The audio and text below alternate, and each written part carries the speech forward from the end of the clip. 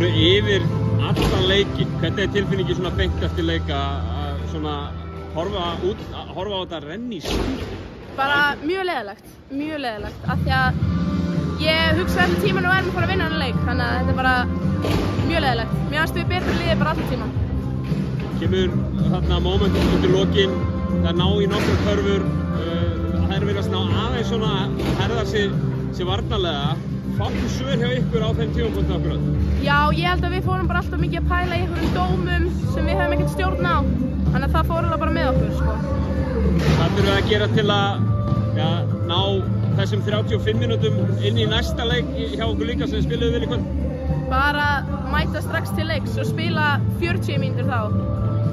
Má færa fyrir rauka það hafi verið einhver bikarþinga hjá ykkur eftir að hafa unnið meistaramenn? Nei, alls ekki, sko, alls ekki. Þú fariði og mætið nýliðum Hamar Stórs í næsta leik. Man ekki hvort það í Hveragerði eða Þorlákshöfn? Það í Hveragerði, eða Þorlákshöfn. Við kurum að búast úr þeim leik? Bara að við klárum leikinn, spilum alla 40 mínútur á fullum krafti. Nú spiliði meistarana í Keflavík síðustu helgi. Þeir eru hérna í kvöld. Þeir eru úti á móti Hamar Þór í næstu umferð. Fáið þið einhvern tímann að fara á Akureyri og spila fyrir framan ykkar fólk? Já, það er næsti leikur á móti Grindavík. Þannig að allir Akureyringar verða að fylla höllina. Já, í þriðju umferð. Já, en þetta er alltaf svona. Maður er bara vanur þessu.